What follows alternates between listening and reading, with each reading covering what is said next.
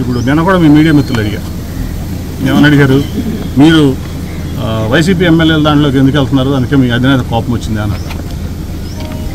అంటే నిన్న అదే చెప్పాను, రేవంత్ రెడ్డి గారు ప్రధానమంత్రి గారు మనం కలిశారు, మరి కాంగ్రెస్లో చేస్తున్నాడా ఆయన బీజేపీలో చేస్తున్నాడా?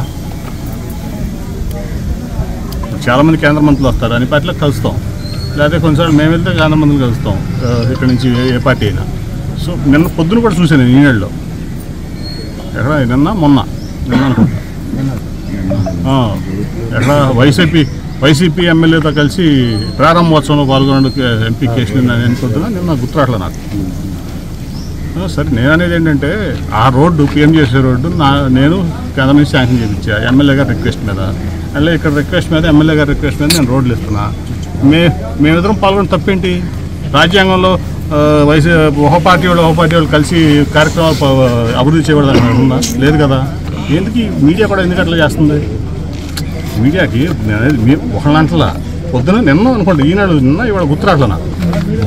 రెడ్డిగూడెం మండలంలో వైసీపీ ఎమ్మెల్యేతో కలిసి రోడ్డు ప్రారంభించాడు ఈయన వెళ్ళి అని రాసి ఉంది. అంటే వైసీపీ ఎమ్మెల్యే ఎంపీ కలిసి అభివృద్ధి చేయకూడదు ఈ ప్రాంతాన్ని, టీడీపీ ఎంపీ కలిసి. మరి ఇంకేంటి మీరు అడిగేది? మీరే అడుగుతున్నారు క్వశ్చన్లు, మీరే పెడుతున్నారు. సరే, పార్టీలకు అది వేరే అనుకోండి, ఆ రాజకీయాలు మంచివి కాదు. చంద్రబాబు గారిని తప్పట్టడం, పార్టీని తప్పట్టడం. ఎందుకంటే చూడండి, పార్టీస్కి వాళ్ళు పార్టీని నడపాలి, పార్టీ అధికారంలోకి వచ్చేటట్టు వాళ్ళు రకరకాలైన స్ట్రాటజీస్ ఉంటాయి, అట్లాగే రకరకాలైనటువంటి నిర్ణయాలు తీసుకుంటారు. సో దాంట్లో భాగం.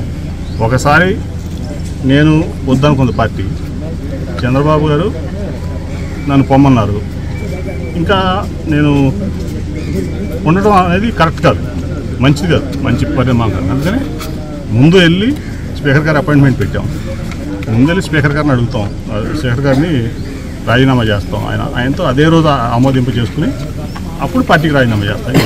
ఎందుకంటే పార్టీకి ఎంపీ పదవి ఉండగా పార్టీ వదిలేసని చెప్పకూడదు, ఇంకో పార్టీకి వెళ్ళకూడదు, లేదా ఇంకో నిర్ణయం తీసుకోకూడదు. కాబట్టి అదే సోషల్ మీడియాలో పెట్టారు. నేను ఏది చేసినా వెరీ ట్రాన్స్పరెంట్గా చేస్తున్నాను, అర్థమైందా? ఎప్పుడే నిర్ణయం తీసుకున్నా పొద్దున్నే తెల్లవారుజామున 4:30కి పోస్ట్ ఉంటుంది, చూసి దాన్ని మీరు చేసుకోండి, అంతేగాని కొత్త క్వశ్చన్ అడగద్దు. చెప్పాలని చెప్పే కదా, దాంట్లో వెరీ క్లియర్గా ఉంది.